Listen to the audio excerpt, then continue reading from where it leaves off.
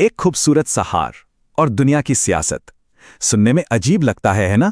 लेकिन आज हम बात करेंगे चीन की एक ऐसी ही रणनीति की जिसे कहते हैं स्ट्रिंग ऑफ पर्ल्स या मोतियों की माला, और देखेंगे कि कैसे ये दुनिया का शक्ति संतुलन बदल रही है। हाँ, एक माला और ग्लोबल सिक्योरिटी, क्या कनेक्शन हो सकता है? ये सिर्फ एक कहने की बात नहीं है। इस सवाल का जवाब ही असल में इंडियन ओशन में जियोपॉलिटिक्स का भविष्य लिख रहा है। तो चलिए इस पहेली को सुलझाते हैं। तो सबसे पहले ये समझते हैं कि आखिर ये मोतियों की माला है क्या चीज, क्योंकि यकीन मानिए ये सिर्फ एक फैंसी नाम नहीं है, इसके पीछे बहुत कुछ छिपा है। तो देखिए, स्ट्रिंग ऑफ पर्ल्स एक जियोपॉलिटिकल थियरी है। इसे ऐसे समझिए जैसे इंडियन ओशन के आर पार एक बहुत बड़ा स्ट्रैटेजिक हार फैला हुआ है, और इस हार का हर एक मोती क्या है? वो है एक पोर्ट यानी बंदरगाह या कोई मिलिट्री फैसिलिटी, जिसे या तो चीन ने बनाया है या फिर उसकी फंडिंग की है। अच्छा, पर सवाल यह है कि इस पूरी स्ट्रैटेजी की जड़ में क्या है?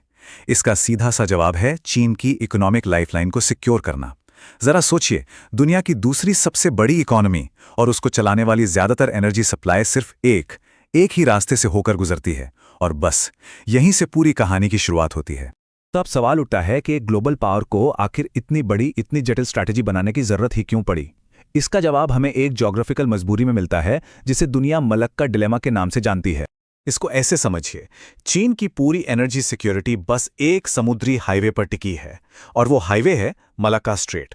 ये एक बहुत ही तंग सा समुद्री रास्ता है, एक चोक पॉइंट, और चीन का लगभग 80% तेल इंपोर्ट इसी रास्ते से होता है। अब ये कितनी बड़ी स्ट्रैटेजिक कमजोरी है, इसका अंदाजा लगाना मुश्किल नहीं है। तो एक ही रास्ते पर इतनी ज्यादा डिपेंडेंसी, ये इतनी बड़ी डील क्यों है? आखिर इसमें डायलेमा या दुविधा वाली क्या बात है? और देखिए, असली खतरा यही है। इस रास्ते में जरा सी भी रुकावट, चाहे वो किसी लड़ाई की वजह से हो या कोई जानबूझकर ब्लॉकेट कर दे, ये चीन की पूरी इकोनॉमी को ठप कर सकती है। और ये एक ऐसा नेशनल सिक्योरिटी रिस्क है जिसे बीजिंग किसी भी कीमत पर नजरअंदाज नहीं कर सकता। तो फिर चीन इस जबरदस्त रिस्क से निपटता कैसे है? जवाब है कमर्शियल पोर्ट्स का एक पूरा नेटवर्क बनाकर, जिसमें हर पोर्ट एक बड़ी स्ट्रेटेजिक पजल का एक जरूरी टुकड़ा है। चलिए अब ये देखते हैं कि ये ट्रेड यानी व्यापार पावर में कैसे तब्दील होता है।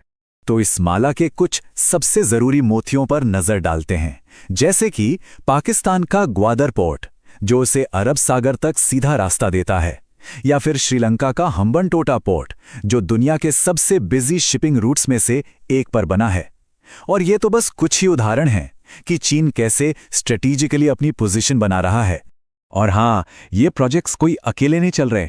ये चीन के बहुत ही बड़े बेल्ट एंड रोड इनिशिएटिव का हिस्सा है। ये खरबों डॉलर का एक ग्लोबल प्लान है जो एशिया को अफ्रीका और यूरोप से जोड़ता है। तो ये मोतियों की माला, आप कह सकते हैं, उसी बड़े एम्बिशन का समुद्री हिस्सा है।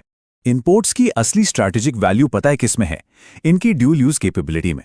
मतलब कहने को तो ये कमर्शियल हब हैं व्यापार के लिए, लेकिन जरूरत पड़ने पर इन्हें बड़ी आसानी से चीन की नेवी के लिए बेस में बदला जा सकता है। मतलब जहाजों में फ्यूल भरना, रिपेयर करना, सामान पहुंचाना, सब कुछ। और इससे चीन की मिलिट्री की पहुंच बहुत दूर तक बढ़ जाती है। अब जाहिर सी बात है, चीन के ये कदम दुनिया से छिपे तो नहीं है।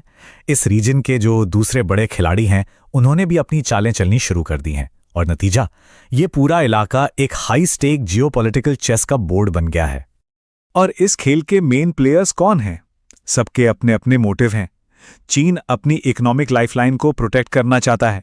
भारत को लगता है कि चीन के इन पोर्ट्स के नेटवर्क से उसकी स्ट्रेटेजिक घेराबंदी हो रही है, तो वो अपनी नेवल पावर बढ़ा रहा है। और फिर है अमेरिका, जो इस रीजन में पावर बैलेंस बनाए रखना चाहता है, तो वो अपने रीजनल पार्टनर्स के साथ रिश्ते और मजबूत कर रहा है। और इस सब का नतीजा क्या निकल रहा है? इंडो पैसिफिक रीजन का तेजी से मिलिटराइजेशन हो रहा है। दुनिया की बड़ी बड़ी ताकतों की नेवी अब इन जरूरी समुद्री रास्तों पर पहरा दे रही हैं, और इससे टेंशन बढ़ने का और किसी भी छोटी मोटी गलत फहमी से एक बड़े टकराव का खतरा भी बढ़ जाता है। तो कुल मिलाकर हम एक नए इंडो पैसिफिक को उभरते हुए देख रहे हैं। पुराने अलायंस बदल रहे हैं, और चीन के इस समुद्री विस्तार की वजह से पावर का जो बैलेंस है वो एक बार फिर से लिखा जा रहा है। तो अगर हम इस पूरी स्ट्रैटेजी के सफर को देखें तो वो एकदम साफ है। शुरुआत हुई मलक्का डिलेमा वाली कमजोरी से, फिर उस कमजोरी को दूर करने के लिए समुद्री इंफ्रास्ट्रक्चर बनाया गया, फिर इस पूरे नेटवर्क को बेल्ट इन रोड इनिशिएटिव का हिस्सा बना दिया गया और आखिर में इसने पूरे रीजन के पावर बैलेंस को ही एक नया शेप दे दिया। एक बात समझनी बहुत जरूरी है, ये सिर्फ कंक्रीट और क्रेन का खेल नहीं है। ये इंडो पैसिफिक के स्ट्रैटेजिक मैप में एक फंडामेंटल चेंज है, एक ऐसा बदलाव जिसका असर आने वाले कई दशकों तक ग्लोबल पॉलिटिक्स पर दिखाई देगा। तो आखिर में सवाल यही बचता है, चीन की ये मोतियों की माला दुनिया के लिए एक इकोनॉमिक लाइफलाइन है या फिर उसके पड़ोसियों के लिए एक स्ट्रेटेजिक फंदा? और इसी सवाल का जवाब शायद 21वीं सदी की जियोपॉलिटिक्स को डिफाइन करेगा।